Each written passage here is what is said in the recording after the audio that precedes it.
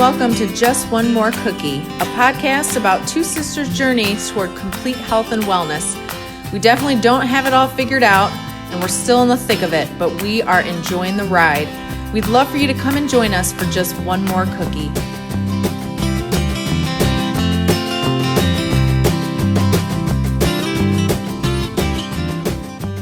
I'm Abby Kochek. I'm joined here with my sister, Amy. Hi, Amy. Hey there. How are you? Oh, great. How are you?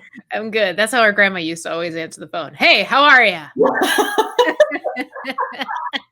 Well, let's talk about our topic today. Oh, yes. Yes. This one is, it's a juicy one, but it is, I think it's relevant completely, especially now because we are still in lockdown coronavirus. I feel like corona is going to be one of those words that literally should be banned from the dictionary or just conversation for the next 10 years. Like the minute someone's like, remember coronavirus? And you say, just shut up. I don't want to talk about it.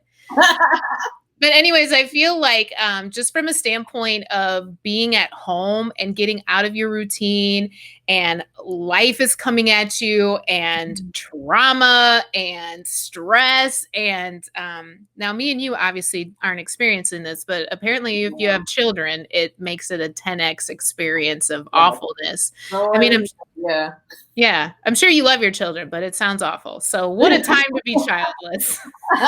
What a time to be alive and without children. But anyways, when it comes to discipline, we want to break this word down and kind of break down what discipline will look like. What are some roadblocks to discipline? And then what are some things that you can do to restore or to even implement discipline into your life? So I found this really great.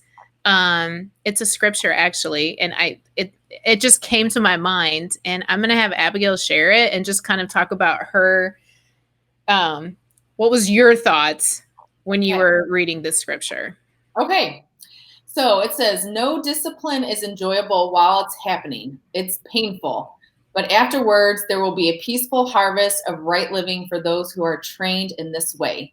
I thought that was very good because it's very true that being disciplined is not easy. And sometimes you just don't want to do it. And I think that's why, when you're out of your routine or when you don't have discipline in place, you really do set yourself up for failure sometimes. But sometimes it's easier to just let failure wash over you and say, forget it. I'm just going to stay in bed today.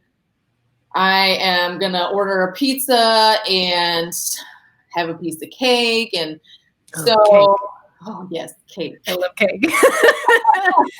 Me too. Anytime someone says cake, I'm always like, oh, cake. Yes. Yes.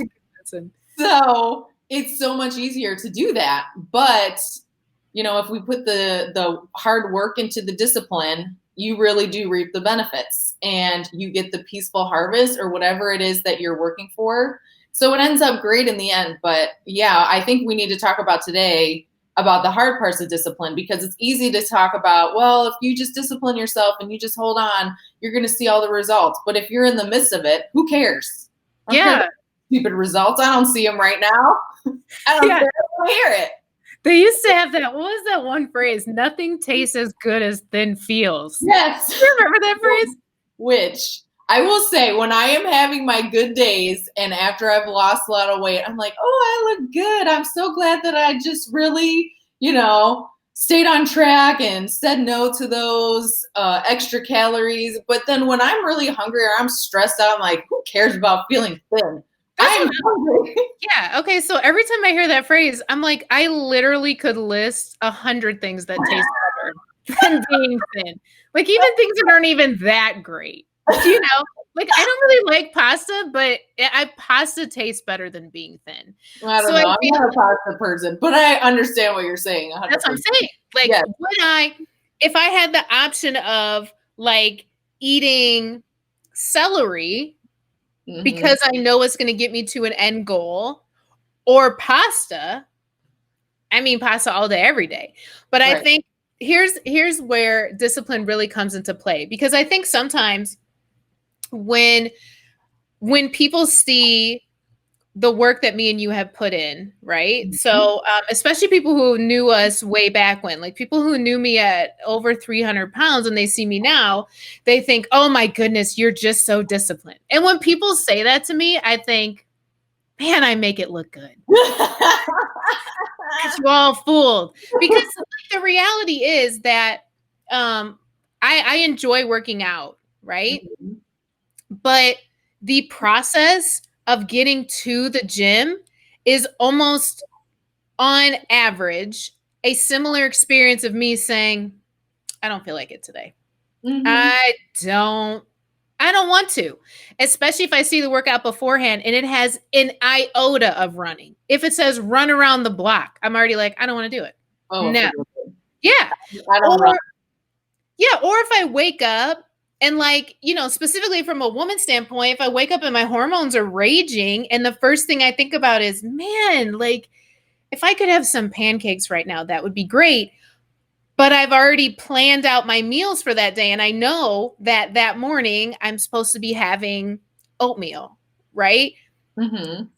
People might assume that I'm just every morning I'm excited about my meal plan, I'm excited about working out, I'm just so disciplined and I'm so focused. I don't think that discipline is necessarily connected to this emotion of feel good, want to do it, excited about it. I think discipline has to do with putting a doable plan in your life that you know I can maintain this plan long term. And I'm committing to this long term plan every single day, whether I feel like it or I don't feel like it. And just like that scripture says, it is painful. Mhm. Wouldn't you agree? And I know you I would. would, yes. And I like what you said about whether you feel like it or not, because I feel like a lot of times we go by our emotions, especially, well, I mean, a lot of us are emotional eaters. I know I am. And sometimes on the days when I wake up and I feel bad, or I get home from work and I've had a terrible day and I think I really want to work out, and then the smallest excuse, I'll take it and be like, no, I am tired, forget it. Or one thing will happen and it'll throw off my plan. I was going to work out, but I had to run to the store. So I'm not going to, even if it only took me 10 minutes extra out of my planned day, I don't want to do it. I don't feel like it. And I feel like when you have discipline, what you said is really important about having a plan in place, because then you don't go by your emotions, because your emotions are so fickle. You cannot trust them at all.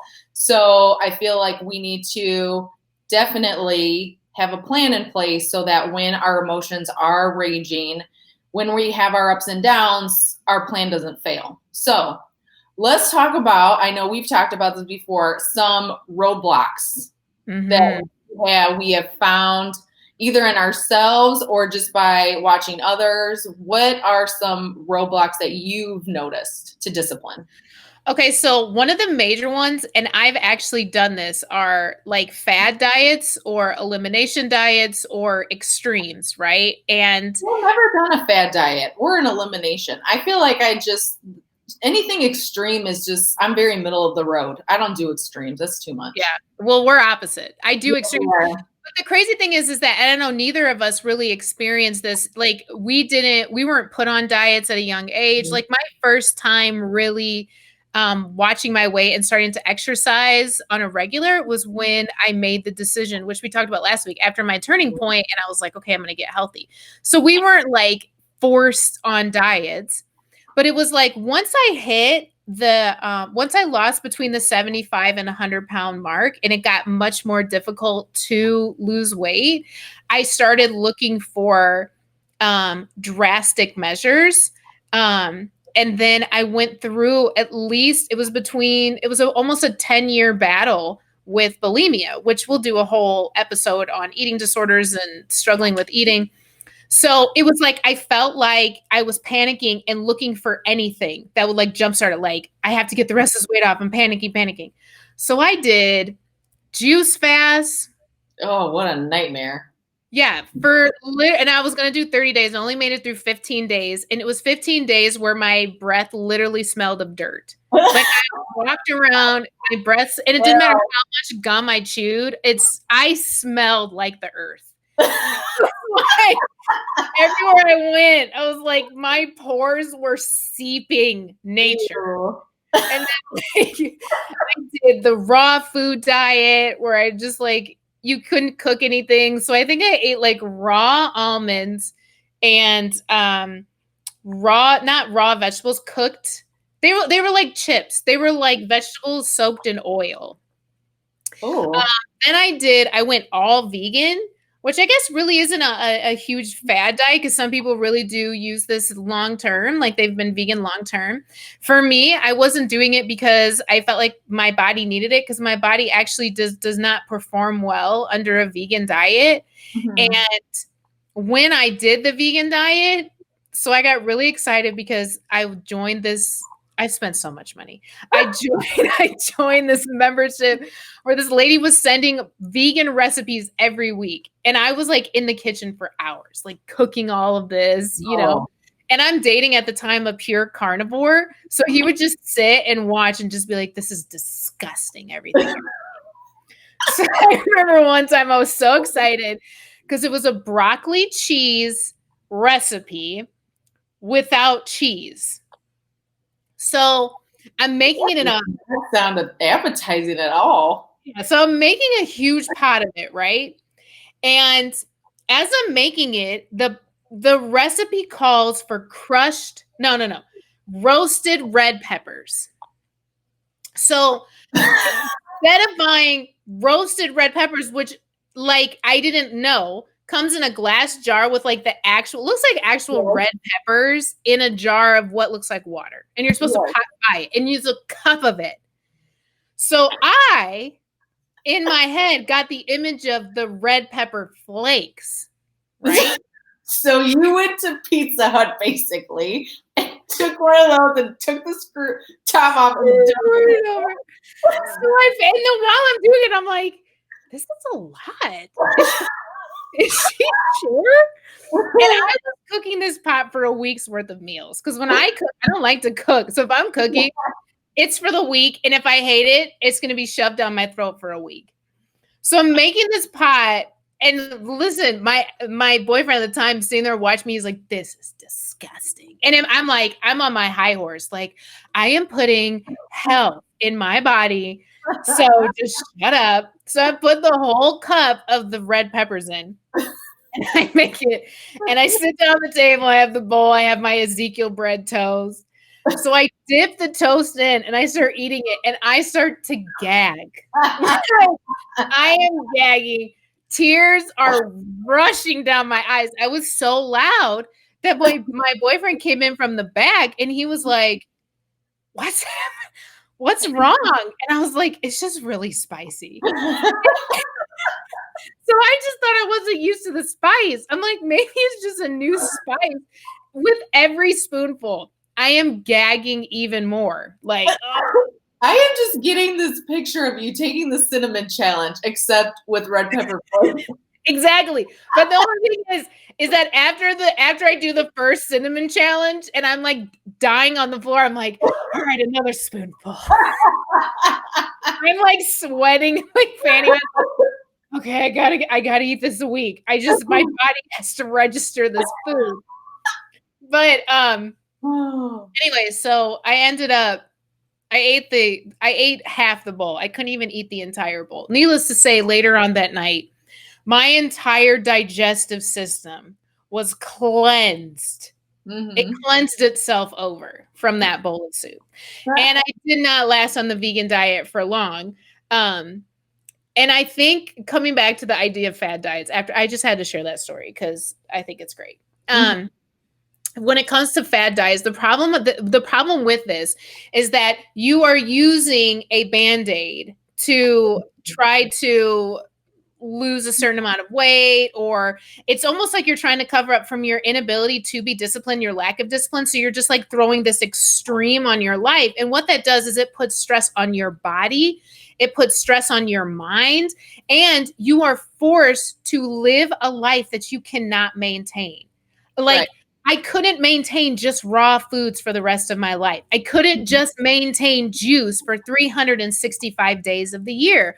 Like, when it comes to fad diets, the idea is, okay, you might lose a little bit of weight. I might lose weight by eating, celery every day. And that's great. But what comes after that is I still have poor eating habits. I still have a lack of discipline. And a lot of times I come back worse off. So that's the first one. I think too, even with fad diets, one thing to remember is, so let's say, for example, the juicing thing.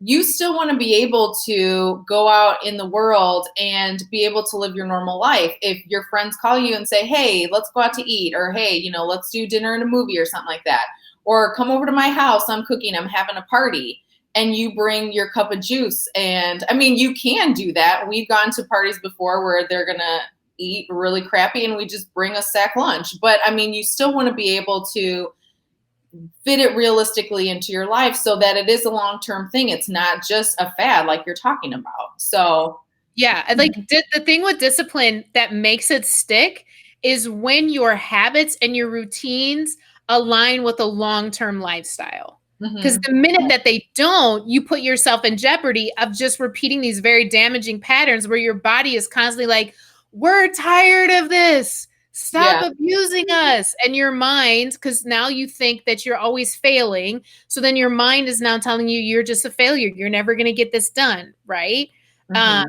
Another one that for me has really impacted my discipline is my environment. Why don't you tell me about your environment? Well, I don't think environment is so much a problem for me. Because I've gotten to the point, and I think this has just come with years and years of practice, that I can go into an environment that is not my own, and people could be bringing all kinds of sweets and crap. Right now, since we have,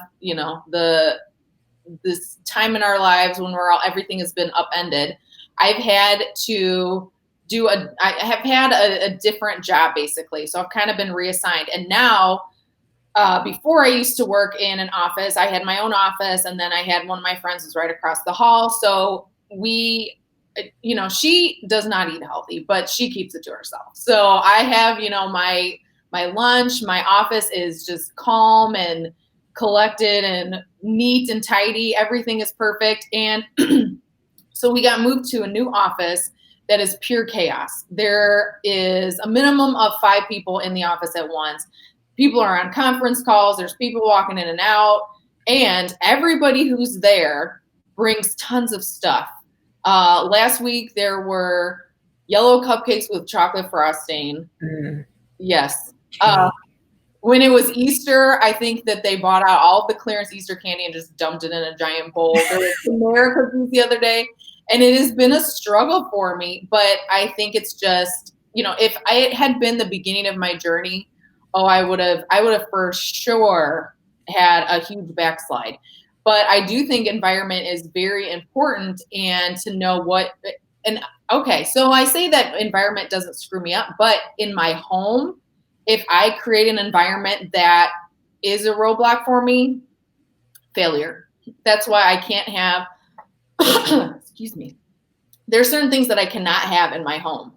And so I think my environment, you do have to have some kind of control over it. Otherwise, sometimes discipline does not win out if you have that stumbling block. So I can't keep cookies in my house. Forget it. If I buy them, it has to be a single serving so that I can eat it and be done with it. I allow myself to have 1 pint of low-fat ice cream per week, and I don't even keep it in my house.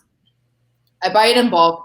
Keep it in my mom's freezer, and then once a week I go over there and grab it and take it, bring it home, eat it for dinner, and I'm done, because I can't have that in my environment. So I think it can be a huge roadblock, a huge stumbling block if you put yourself in an environment that sets you up for failure, for sure. Yeah, I think it's all about understanding the environments that you can control. Yes. And doing your best. And then when you go into environments where you're not going to be able to control, arming yourself with as much of your mental preparation and physical preparation. So what I mean by that is, like, the environments you can control, like you said, your home. Like for me, I can't have cereal in my house. Like we have me and Abigail and another friend of ours, we do a health call on Monday nights. We always have goals. And I struggle on the weekends. Like Monday through Friday, got it. Saturday and Sunday, struggle because I'm a little bit out of my routine, especially now I'm just home staring at Marley. Like, what else is there to do? You know, like, Yes. let's have a snack. So I was allowing myself to get cereal. And for me, cereal is like, I love cereal. And I like, even in my head, because I got shredded wheat, frosted shredded wheats, in my mind, I was like, it's healthy. It's shredded wheat, you know? And like, I would get like a cup of it in the morning. And it was first, I just got the shredded wheat, ate that in probably a little less than 48 hours and maybe even less. It might just be 24. And I'm just saying that because I don't want to be embarrassed. But I promise you, there was more times with my arm all the way in the box than there were not. Then the next weekend, I was like, okay, I'm going to do better. And I just won't buy it. And then I went down the aisle and they had the brown sugar kind. So of course I had to. So, and I've had people say before, like, well, why don't you just portion it out? Or I used to get these peanut butter cookies from an area coffee shop. And one of my friends was like, well, just buy them during the week and freeze them and only let yourself have them on Saturday. See, now that makes sense to her because she can do that. I know. Put it in the freezer and put it in the microwave. Yeah. Like if I have that stuff in the house, I'm pacing in front of the refrigerator. Like there's been times where I've literally been on my bed, like, don't go get it. Don't go get it. Don't go get it. You know, because it's like, it's there.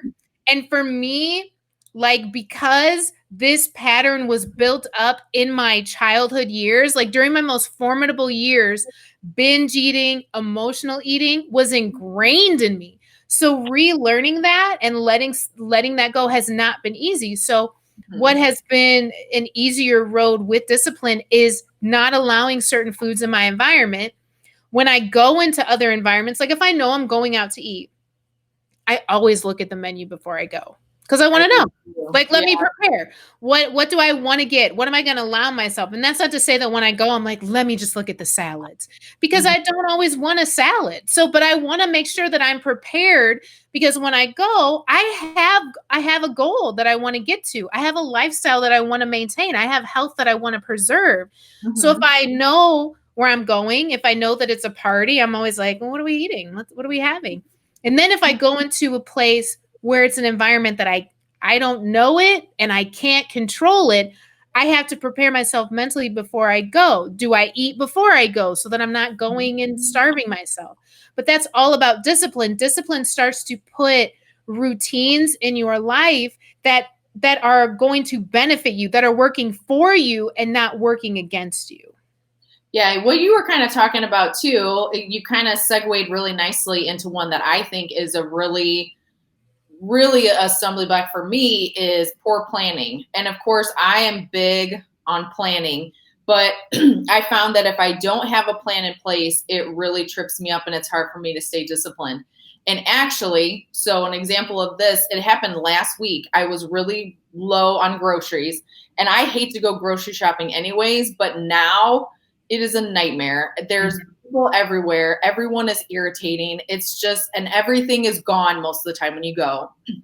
It's annoying. So I was putting it off and putting it off. So I got to the point where I was missing a lot of staples. And mind you, it wasn't like my cupboards were bare and I had nothing to eat, but it was the main staples that I eat because I have certain things, you know, like I didn't have any bread. So I was going to have a chicken burger. I couldn't do that. So there was basically nothing except for this hodgepodge stuff. So I kept grazing because I couldn't make a good meal to where my hunger was satisfied. And I just ate a bunch of garbage that I shouldn't have. And I don't even keep garbage in my house. But I think that if you don't have a plan in place and you don't go into it thinking, okay, this is my strategy.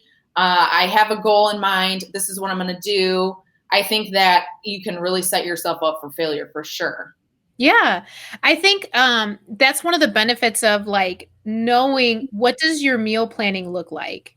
Like And I think everyone is unique in what works for them. Like some people, Weight Watchers works for them. Some people Noom. Some people like maybe they do something online where they count their macros. Some people are more community based. Some people, you know, like our grandma, she was in Overeaters Anonymous. There's so many organizations and communities that you can join, or just going online and just looking up meal prepping or calorie counting. It's a matter of you figuring out what's the method that I'm going to use to keep track of what I'm eating, to even moving your body, like what works for you. Like for Abigail enjoys doing online workouts or on her phone. She does them in her extra bedroom. I cannot.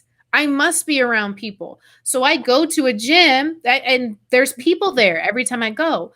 So along with setting your goals, have systems in place that now you can dedicate your discipline to. Because a lot of times if I say, I'm going to be disciplined to my goal, if I say I want to lose 20 pounds and I'm disciplined to that goal, well, what does that look like every day? Does that mean I'm going to write everything I have down? Does that mean I'm going to download an app, which there's so many?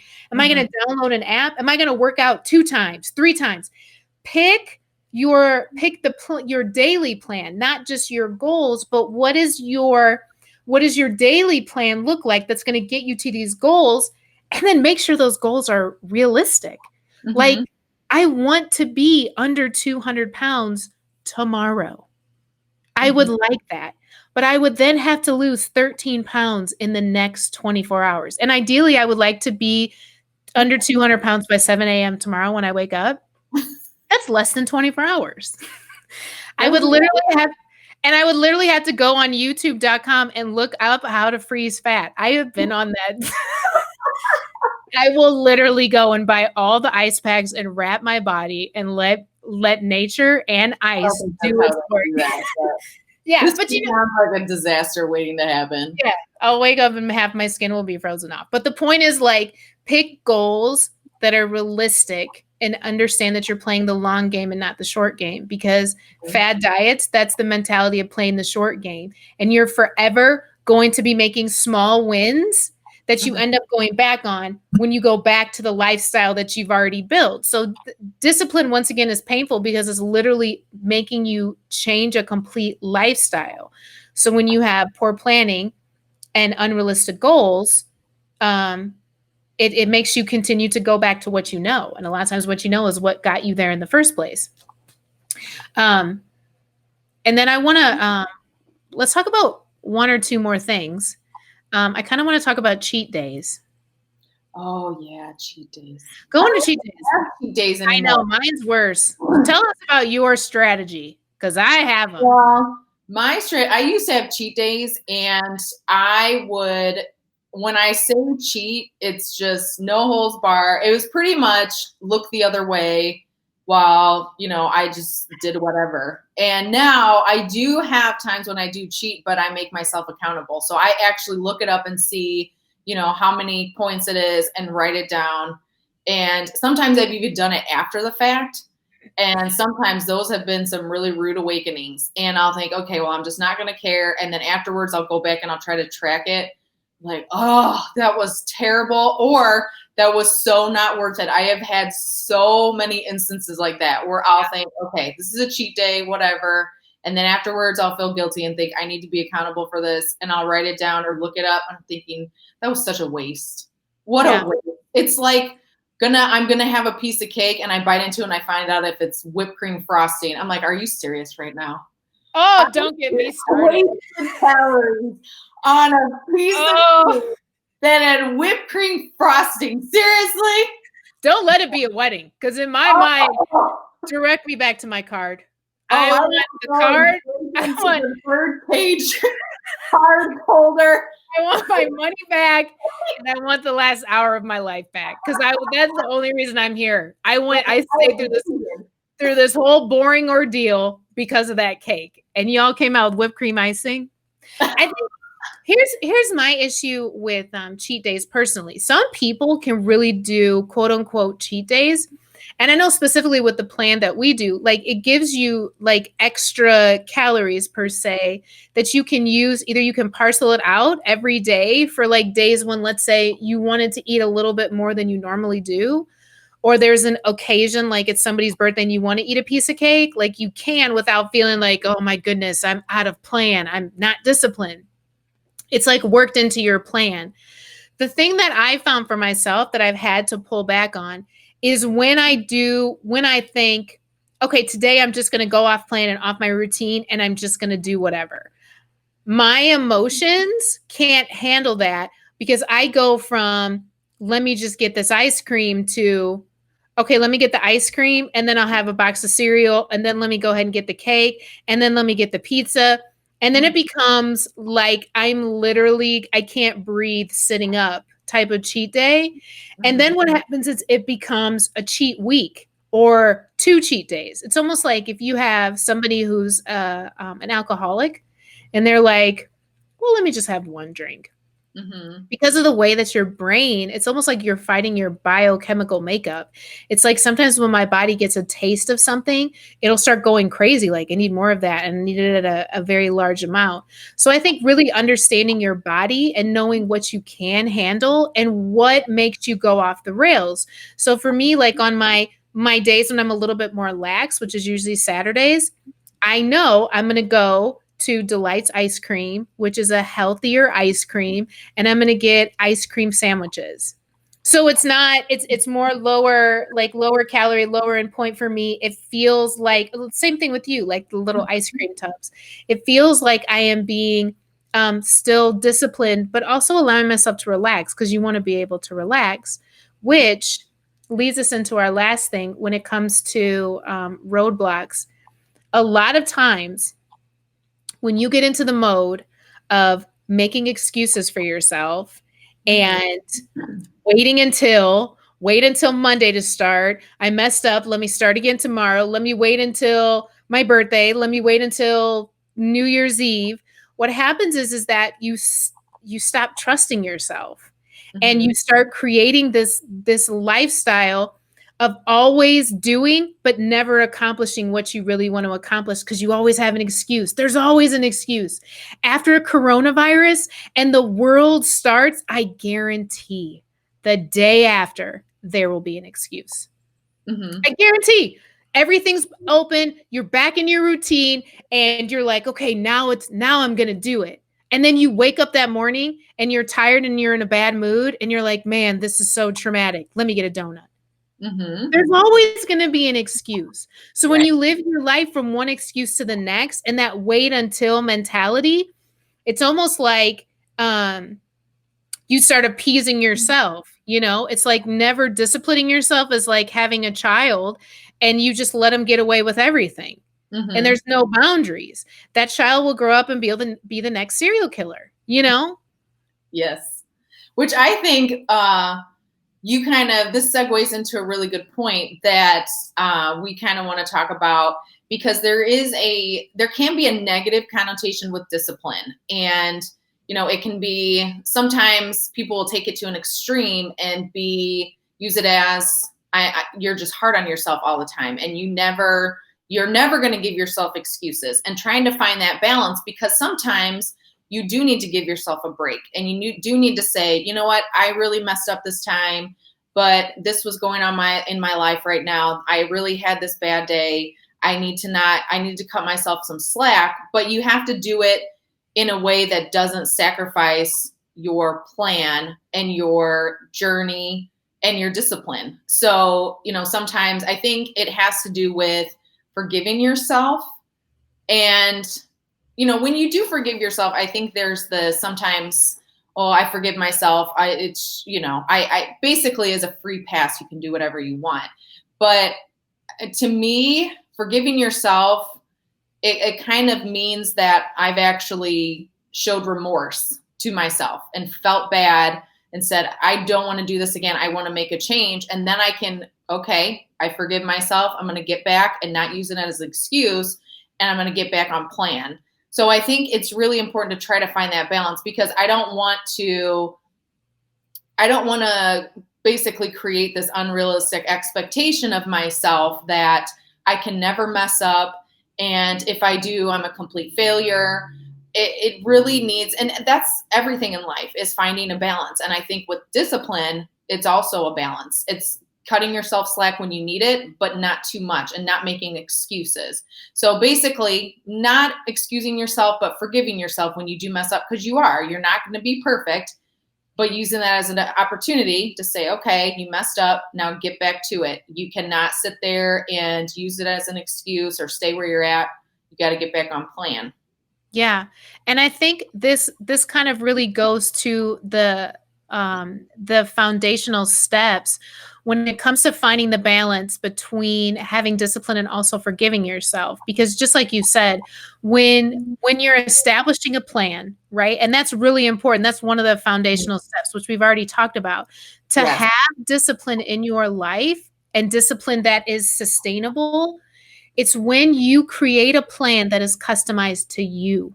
Mm-hmm. So what is going to work for you? Customize that. I'm not going to use Abigail's plan and customize it to myself, because we are two very different people. Mm-hmm. So I'm going to learn what works for me. I like to walk in the mornings and I like to work out in the evenings because it works and I like it.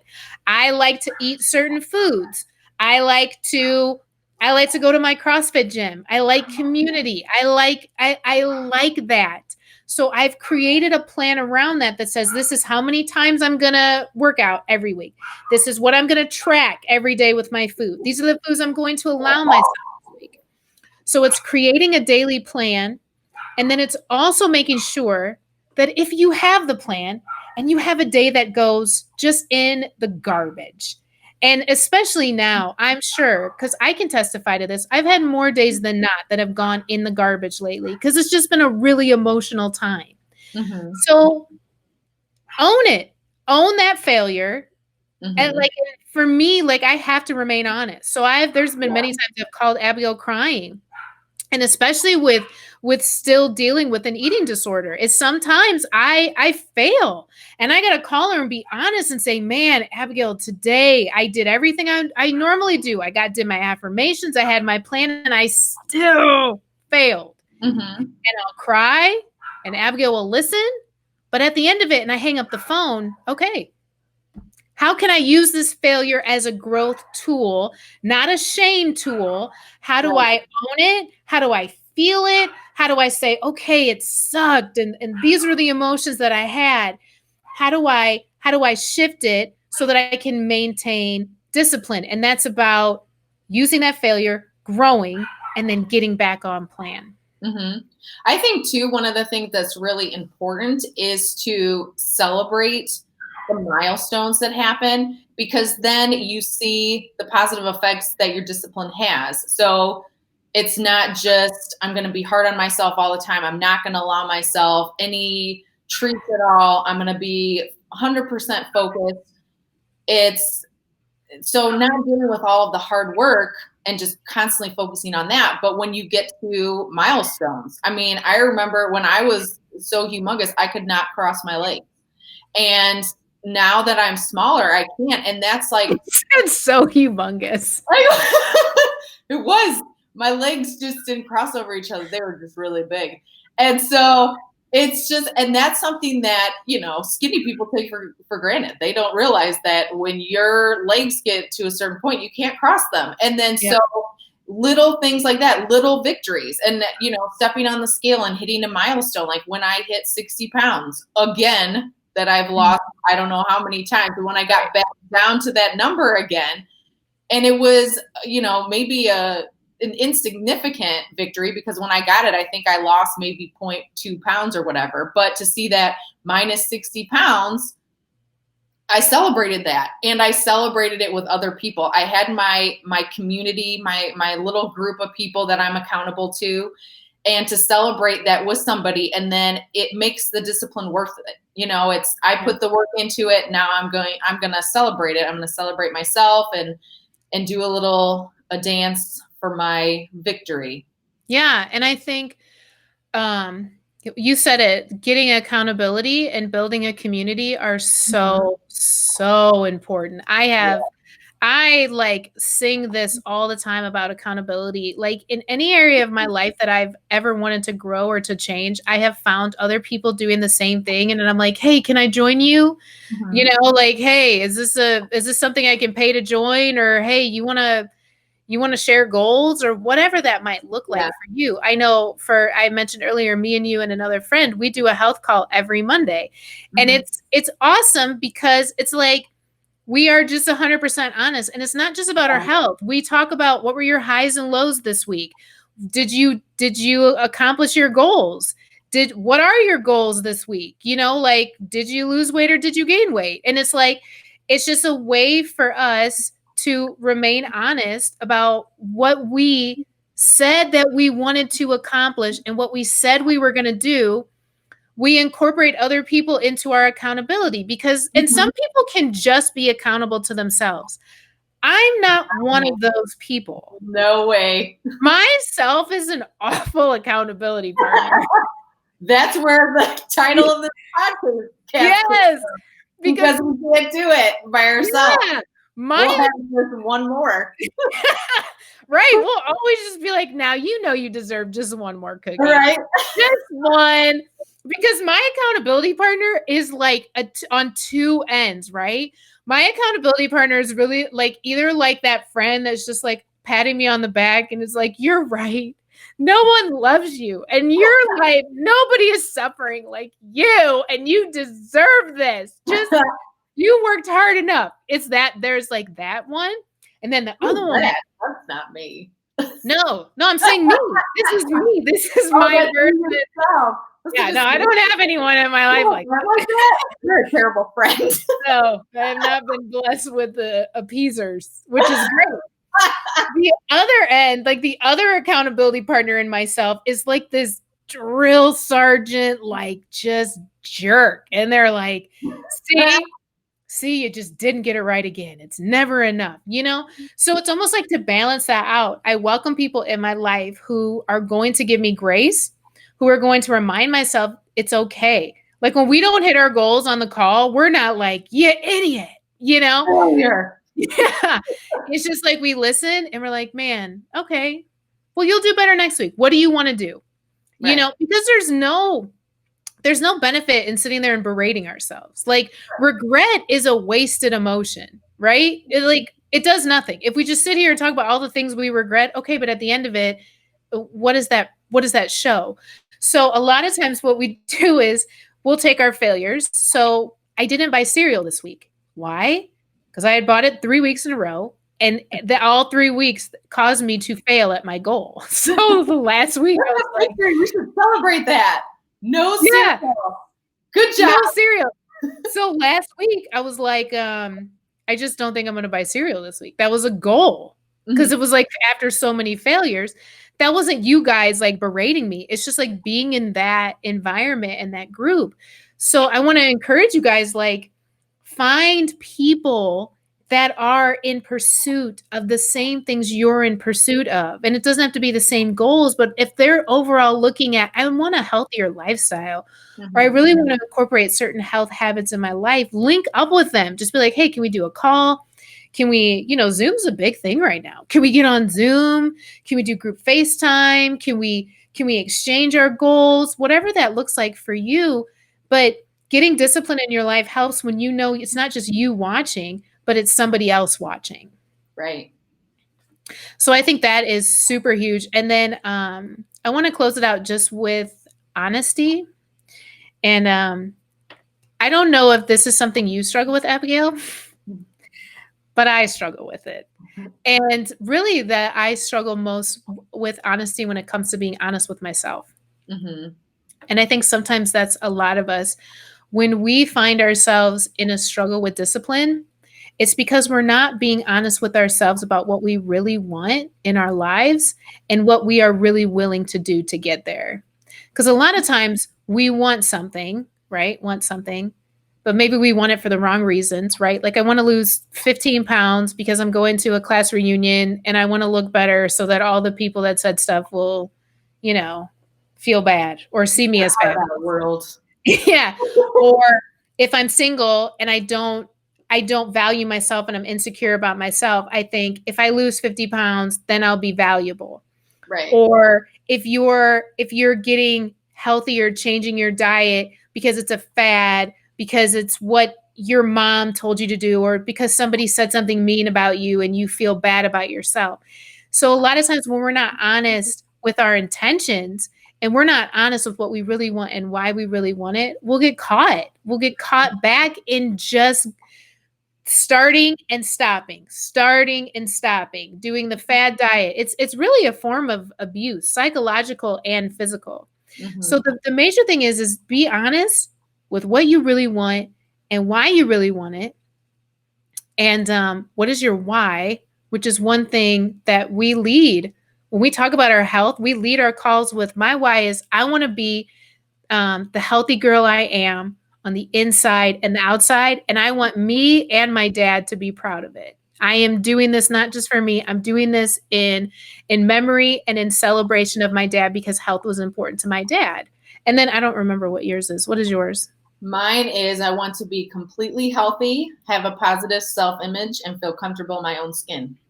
Yeah. And when you're leading with your why, and your why is completely driven by you, by your value, by where you want to go, it makes the journey of discipline so much different because I'm not doing it for anybody else. I'm not waking up every morning, logging my food, working out, walking, staying healthy for anybody else but me. That's Mhm. it.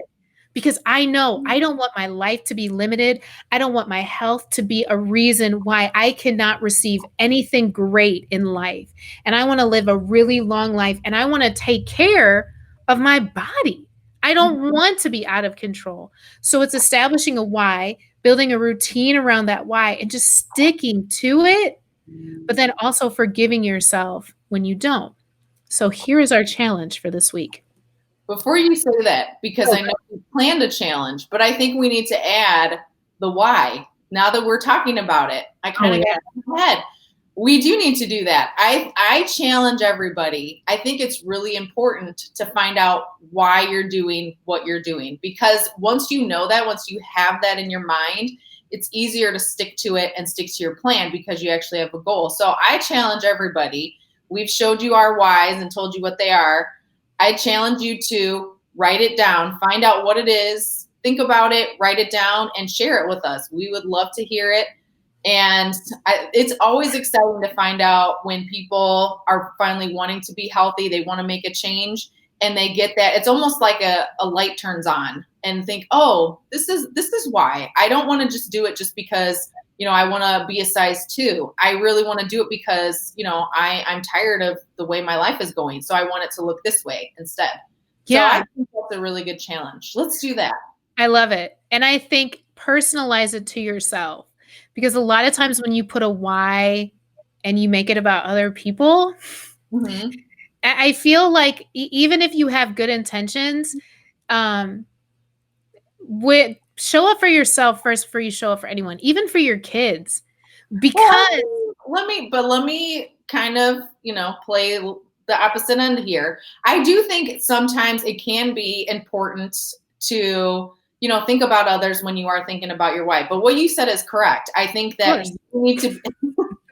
No, I take the feedback. Go ahead. Okay. So I do think that you do need to do things for yourself. You can't do it for others. You have to get healthy for yourself, but you also want to keep in mind, you've got other people in your life that really love you and you love them. So, sometimes, especially if you have kids and you're very unhealthy, maybe you want to be healthy just so you can be an example to them, or just so you can have the energy to put into them. And maybe it's just because you want to feel better about yourself. So then you can teach them about positive self-esteem, something like that. But I agree with you that it ultimately, you have to do it for you, and then it can spill over into those that you love. Yeah. So come up with your why, and it's just a really simple statement. And then in conjunction with that, I'm going to add this because this was the original, and I think it's totally in line with discipline. I want you to think of just one thing that you can do every single day that is about your health, and that's something that you can maintain. So an example of something that might not be something you can maintain is eating 500 calories a day. Oh, That's something that you might not be able to maintain for a year. Like I'm talking about, I know that if I say I want to drink a gallon of water every day, that is something that I can maintain on any given day. I can maintain that. Some days it might be more of a struggle than others. Some days I might not even hit it. But I know on a whole, it's not going to thoroughly disrupt my life, but I can do it. So, what's one thing that you can start implementing into your life every single day that you can own and then share it with somebody else and share it with us? What's one thing that you want to do every single day for your health? And I know for me, I want to really start journaling every day. And that's about my health because it's a lot to do with my mental health. So for me, I would like to journal. And it doesn't have to be long, it could be a paragraph. I want to journal every day. Abigail, what's yours? good. So I was thinking a lot about this actually while you were talking and a little bit beforehand, because I do have a lot of things already in place that I'm very disciplined about. As you know, we talked about, we've been doing this forever. I kind of have it as a routine now. Yeah. But one thing I actually did last week, I only did it one time, but I have been super stressed and not sleeping well. So I did one night before I went to bed, I actually took a shower, and normally I'll be playing podcasts, and I've been binging Dateline a lot. Wow. So I know. So good. Really good. But then I thought, that's a lot of mental stimulation, and a lot of it is kind of traumatic. People are getting murdered all the time. I thought, Everyone, the husband is always the murderer. It's just always get divorced. Yes. It's always that way. What happened to divorce? So listen. So this is what I did. So I took a shower, and what I did is, instead of putting on a podcast or turning on some kind of sitcom and just listening to the audio, I turned on classical music. I have this playlist of my favorite classical songs, and I put it on, and for just like an hour, I took a very scalding hot shower, got out, put my sweats on, just got into my bed, just really took that time to unwind. And I think that for me this week, what I want to work on, something I think will help me be more disciplined, is to have that routine. I need to really work on my mental health, especially since things are getting more stressful in the world, in my work. Everything is stressful. So that's one thing that I would like to implement this week, and to help myself kind of get back into that routine of working on my mental health, because my physical health, I've got that, not that I have it perfectly in the bag, but I've got a little bit more routine. I feel more in sync in that area. I really need to work on my mental health.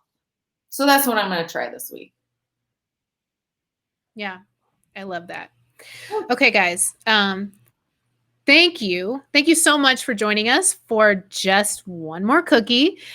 We hope that you've been encouraged and that you've taken some nuggets that you can put into place. Please share. Share something about your journey with discipline, where your struggles are. Definitely share your why and the one thing that you've decided that you want to do this week that's going to keep you on track. And for everyone that's in this really weird, crazy time, and you are still in pursuit of really maintaining your health and sticking to it, we applaud you, because it's not easy. So keep on, stay connected to your community, stay connected to us, to this podcast. And we are so excited about the upcoming episode next week. So join us next week as we dive into Just One More Cookie.